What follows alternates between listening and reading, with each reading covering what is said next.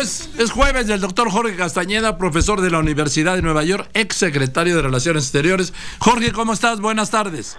¿Qué tal, Joaquín? ¿Cómo te va? Qué gusto saludarte. A mí bien, y obviamente viste este hecho inédito en el New York Times, publicar una columna anónima, vamos a llamarla así, sin firma, como editorial, contando lo que pasa dentro de la Casa Blanca, de un colaborador de Trump en la Casa Blanca.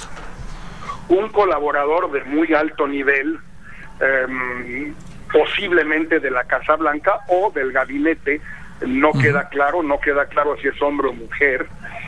Sí se sabe que es de muy alto nivel y que permanece en el gobierno.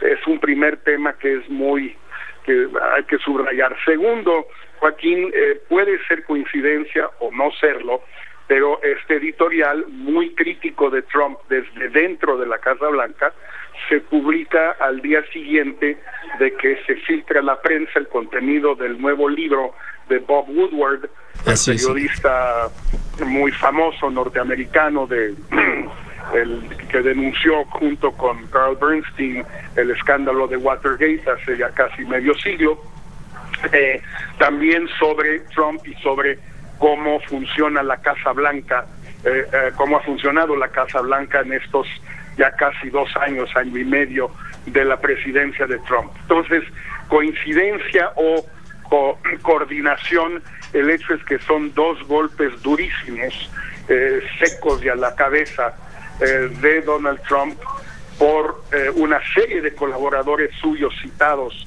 en el libro de Woodward, y por este colaborador que ya no es citado, sino que él mismo pues básicamente dice que hay un grupo de altos funcionarios en la Casa Blanca y en el gabinete que han decidido permanecer en el gobierno para evitarle a Estados Unidos los enormes peligros que representa un presidente que no entiende nada, que no quiere estudiar, que no quiere aprender, que no quiere trabajar, que tiene una serie de ideas totalmente descabelladas y que lo rige lo que ellos llaman, o él llama, la amoralidad, es decir, no que sea inmoral, sino que no tenga ninguna moral.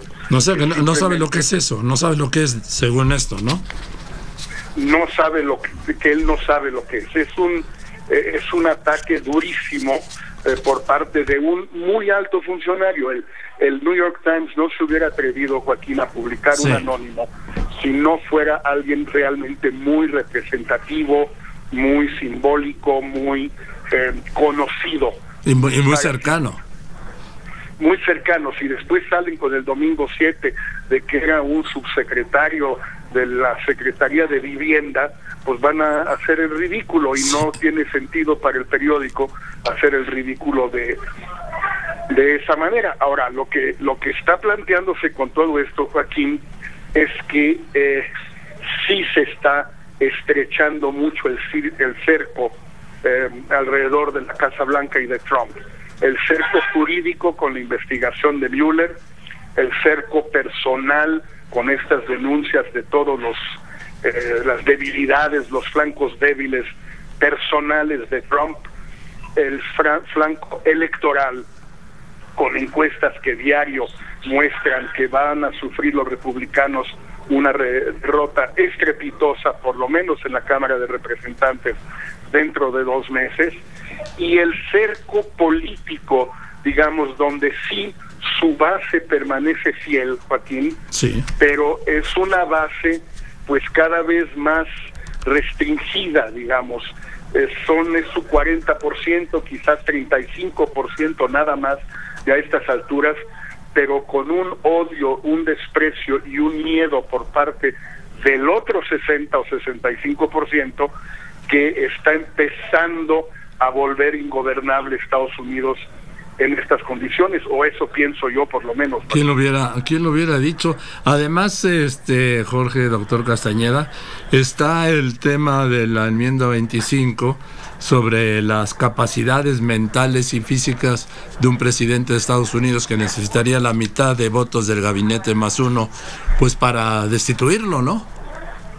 Bueno, eso dice en efecto la enmienda 25, incluyendo también la aprobación del vicepresidente, y el artículo anónimo publicado en el New York Times hoy lo que dice es que al principio del gobierno hubo susurros, dice, hubo discusión sobre la aplicabilidad o la aplicación de la enmienda 25, que decidieron al final no proceder ellos porque crearía una crisis constitucional, y en efecto la hubiera creado hace 1 año y medio, pero ahora la pregunta es si la crisis constitucional que implica la aplicación de la enmienda 25 es mayor o menor que la crisis política y de gobernabilidad que está generando este comportamiento completamente errático por parte de Trump, que también debe hacernos pensar a nosotros mucho, aquí nosotros en México, pero en el mundo entero también, hasta qué grado es imprevisible pero al mismo tiempo es probable que empiece a dar palos de ciego, manotazos, para tratar de salir de esta situación acorralada, desesperada en la que se encuentra. Ya lo ha hecho él y lo han hecho otros presidentes. En Estados Unidos mucha gente ha recordado estos días lo que pasó al final de la presidencia de Nixon, justo antes de que renunciara, cuando el entonces secretario de la Defensa, James Schlesinger, le dio instrucciones a los militares de Estados Unidos de no cumplir ninguna orden de ataque nuclear que viniera de Nixon sin que previamente lo palomearan él o el secretario de Estado, Henry Kissinger. Y también ha habido otros momentos al final del mandato de Reagan, donde ya claramente el Alzheimer había avanzado mucho y donde el grupo de colaboradores de él en la Casa Blanca y en el gabinete pues decidieron de alguna manera contenerlo, sustituirlo en los hechos, porque ya no estaba en condiciones de tomar decisiones. Bueno, esto es algo, claro, que sucedió en casos muy dramáticos, ¿no? Pero que todo parece indicar, Joaquín, que está empezando a suceder hoy con Donald Trump.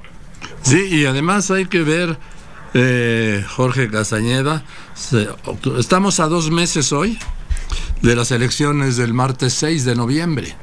Eso va a ser algo que va a golpear a Trump y que va a producir una serie de reacciones, pues la verdad, desconocidas, ¿sí? Pero nada buenas.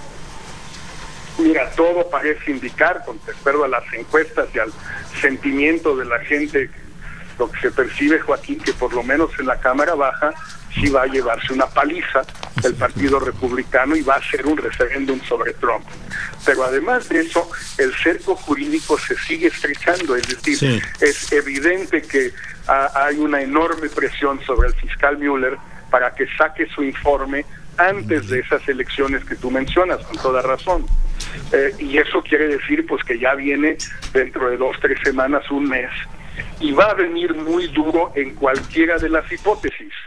Tal vez no haya una imputación directa por motivos jurídicos a Trump, porque no se puede o porque no el fiscal decidió no proceder de esa manera, pero sí va a haber una recomendación, creo yo, a la Cámara Baja para que proceda con el juicio de destitución por colusión con los rusos y por obstrucción de justicia.